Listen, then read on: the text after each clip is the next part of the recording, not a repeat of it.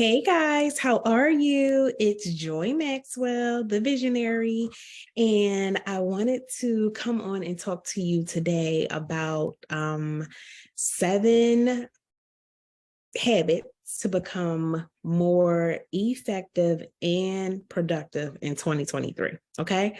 Um, and let me just say this. So, if you guys are new around here, I am Joy Maxwell, originally from Philadelphia. I'm a retired school teacher that stepped out on faith, left my classroom where I was making $40,000 a year, and I pursued the childcare industry where I started to make over $40,000 a year. I'm sorry, a month. Okay. So I was originally making $40,000 a year, and in childcare, I was able to make over $40,000 a month. Now, I don't proclaim to be a guru. However, I'm pretty smart. I know a few things. I've been gifted with the ability to help entrepreneurs pivot, to help them reach beyond where they are currently, to see more and accomplish more. And as I started working with entrepreneurs in childcare specifically, it kind of just spewed over to working with people, visionaries, people who had dreams, goals, desires, people who wanted to achieve more, accomplish more, see more, envision more, do more. And so now my objective is to empower, encourage, and equip people to execute in their life, execute in your faith, execute in your family, execute in your finances, execute in your life. And so I'm here today because usually when I'm doing sessions, when I'm meeting with my community, the thing of remaining productive and being effective at the same time always seems to come up. And so I wanted to talk to you guys today about that concept and what that looks like. Now let's just keep in mind, this is my little disclaimer. I have 5 children and a grandbaby. I know I don't look like it, right? Which means at any given time, one of my children might run in the room. You might hear them in the background. We're all family. You're a visionary. I'm a visionary. We're just going to get used to that. Okay. But that's my disclaimer, just in case you hear my wonderful children. My glam baby is not here today, so she won't be popping in, but I just wanted to put that out there. So 7 habits to become more effective and more productive in 2023. Let's get into this. Number 1. This one is extremely dear to my heart.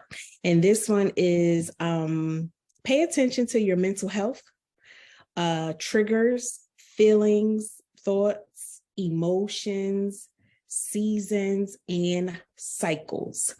So December 2022, I put a status up on Facebook, and I actually went live that day. And I said, I realized this December that the last couple of Decembers in my life have been pretty rough.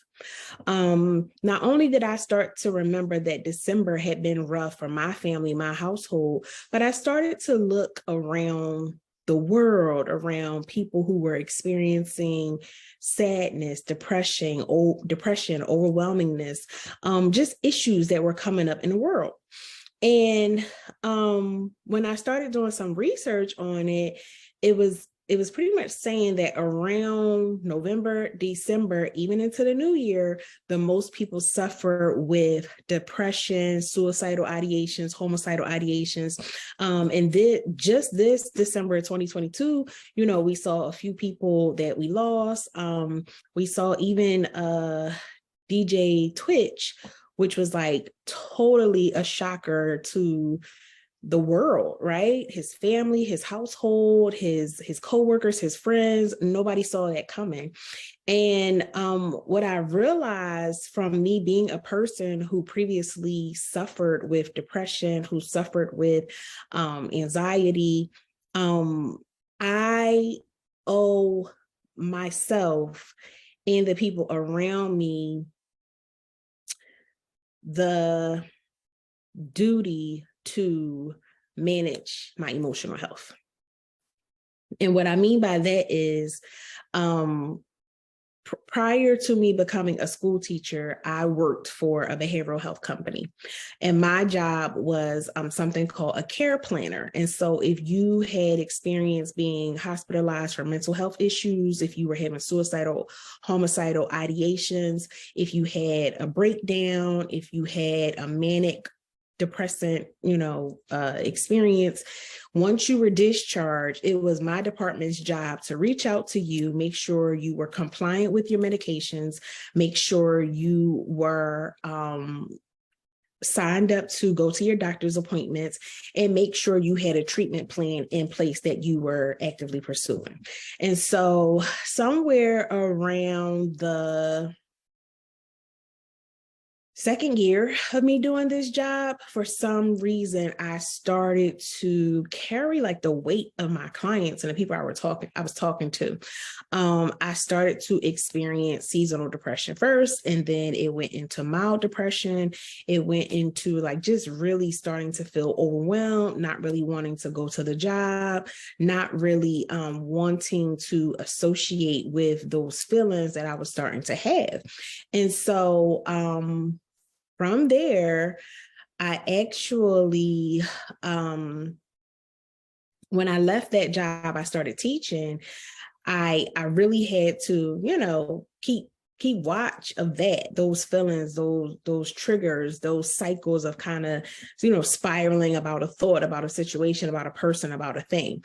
And so after that, I went into child psychology, because now my mind was kind of like, whoa, what makes this area tick like this? What makes this central nervous system do this? What makes these feelings be associated with that? And so what I realized is there are cycles when it comes to depression, anxiety, different feelings. And so as a person who is extremely sensitive to mental health has ran in my family in the past. It's run in, close friends. I've had people that have suffered with different mental health illnesses. I am very mindful of a person that does not sound right. They don't look right. I'm noticing triggers. I'm noticing outbursts, things like that. And so because of that, to be more effective for me personally, I have to pay attention to my mental health, and I have to make sure that I am managing it. I also have to make sure that people, not everybody that's around me, but some of the people that are around me, my husband, my siblings, that they know what my going into my feelings looks like, that they recognize what that sounds like, what that looks like, and that we've created a safe place for people to know, okay, let me just check in on you.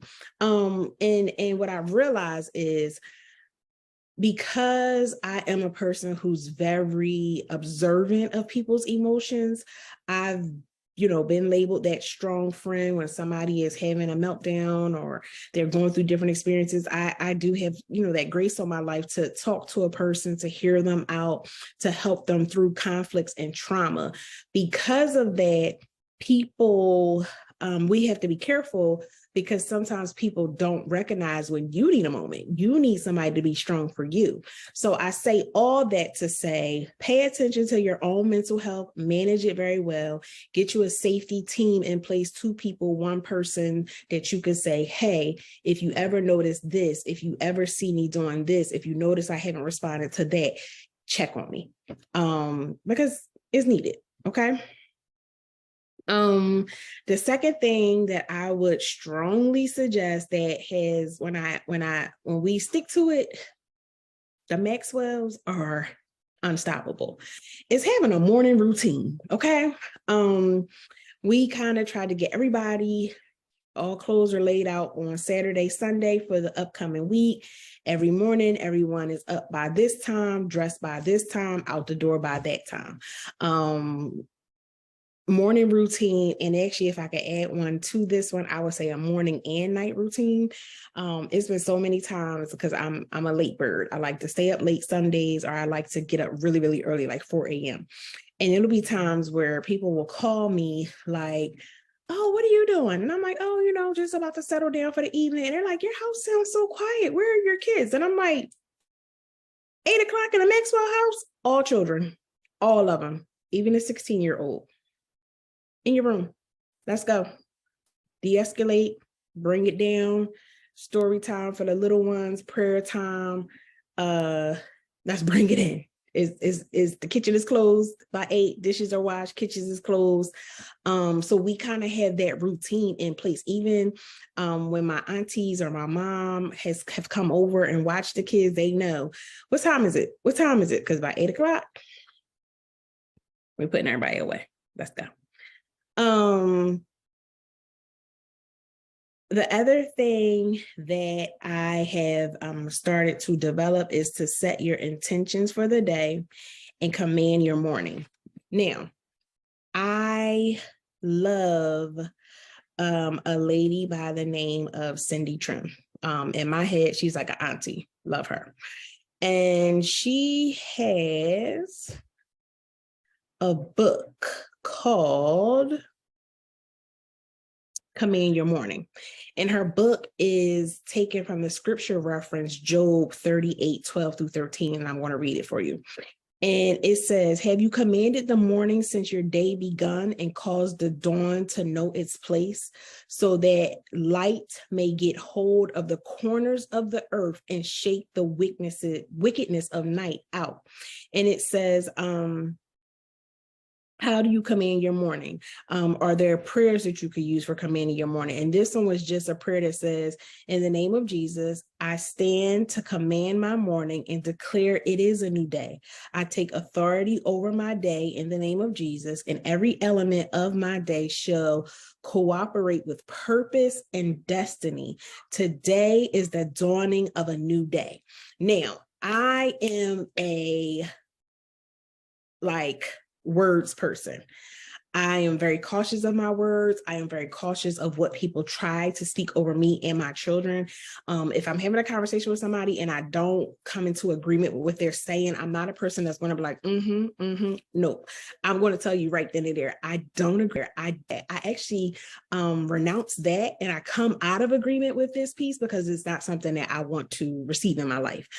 Because of that, I also tell people who are around my children or with my children, do not speak that over my children. That is not appropriate. That's not accurate. I remember one time I had somebody say that in my childcare center, I had a parent call because one of the older teachers told her children that they were hard-headed. And this mom was like livid. She was like, hard-headed? Nobody should be able to say that to my child. My child is not hard-headed. We're not going to put that in the atmosphere. And it resonated with me, growing up, my mama, don't make me do this. Don't make me do that. Sit down, stop being hard-headed. Those were just words that we grew up with. However, they weren't always the best words. They weren't always the most cultivating environments. And so because of that reason, I am extremely mindful of what I say to my children and what I allow other people to say to my children. And so commanding your morning, waking up, not allowing the day to happen to you. Like days that I kind of just wake up with no real plan, nothing really gets done. The days that I'm more strategic and precise about what I want to do and what I want to accomplish, I get the most success. So commanding your morning, commanding your day, telling your day, today is going to be an awesome day. Today is filled with great purpose. It's filled with great strategy. It's filled with great results. It's filled with success. It's filled with favor. Telling yourself good things about your day before your day starts, I highly recommend. Highly. Okay. This one, it's a challenge for me some days, but staying active, doing some type of activity, at the least 3 days a week. 3 days a week, you should be walking, You should be stretching. You should be doing something that kind of gets those joints and those bones and those, elbows and knees, head, shoulder, knees and toes, all that moving, because you don't want to develop different ailments, and you don't want to have challenges in your health. So being active, moving around, taking that time for self-care. I talked about this in another video, that self-care piece is extremely important. Number 5 is get into a healthy community that sees results. For me, growing up, our main community was church. We went to church on Monday night prayer, Wednesday night Bible study, Sunday. Growing up, church is still a very healthy community for me and my family. We make sure that the kids have activities at the church. We have activities at the church as husband and wife, and the teenager has activities at the church. However, I also have found that being in a professional community that helps cultivate and elevate when it comes to dreams, goals, desires in your personal life, like when it comes to personal development, I have found to be extremely beneficial and helpful. And I would recommend, if you really want to be effective and if you really want to be productive, then getting in a healthy community is key. Now, if you guys are familiar with me, I do have a community that we meet on a monthly basis, virtually. We hold each other accountable. We call each other. We do calls. We link up and do trainings and events and masterminds. If you are following me, you can send me an email at joy@joymaxwellandco.com. So that's joy, Joy, at joymaxwell, JoyMaxwell and co.com. You can send me an email to get more information about that, because our community is like, it's for purpose, it's for productivity, it's for encouragement, it's for empowerment. It's all the things you need to be tied into a safe place to be vulnerable. You are assigned an accountability partner. We do a lot of mindset stuff, where we want to be, where we envision ourselves, what we're working on. And then, of course, there is that faith piece, because that's me. Faith, family, finances, that's me. And so that faith piece is extremely important, with just growing your faith, tapping into your faith, dismissing and dismantling fear, tapping into your faith, and being really who God has called you to be in this season. And so those healthy communities, I feel like, are imperative. The 6th thing is schedule self-care. If you saw my things I'm leaving in 2022, I left self-neglect in 2022, which means the opposite of self-neglect is self-care. So if I'm no longer neglecting myself, I am scheduling things for joy. Not joy to mommy, not joy to wife, not joy to sister, not joy to entrepreneur, not joy the any of those things. Just joy. Just a day to go take a walk, go schedule a spa, go catch a show, do things that I enjoy. And sometimes self-care is me going on a date with my husband. Sometimes self-care is hooking up, linking up with my sister friends, and that's okay. It's things that I enjoy that brings enjoyment to my life, and I'm doing it to benefit myself. And as a busy mom, a busy business owner, entrepreneur, don't feel guilty. Busy dad, tired dad, don't feel guilty for scheduling moments of self-care. And then number 7, which I think is like, I'm here now. Enjoy the journey. Enjoy it. Wherever you find yourself at in the journey, whether it's the beginning, the middle, or the end, enjoy the journey. Don't allow people, places, things, circumstances, situations to rob you of the ability to look back and say, I started there, but now I'm here, and I'm proud, I'm happy, and I'm excited about my future. Don't allow anything to rob your story, your journey. Enjoy it. Yeah, that's where I'm at. Okay. So I wanted to come on and share those things with you guys. I am looking forward to a very phenomenal, productive, faith-filled, loving 2023. And I wish the same for you guys. I'm going to be doing some videos on Fridays. And one of these videos will drop every Friday. And it's called Fuel Your Faith. Fuel your faith, because we want our faith to be on fire.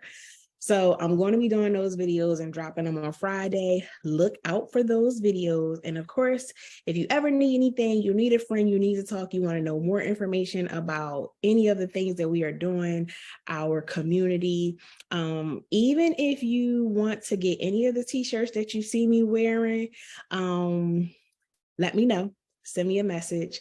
Leave a comment.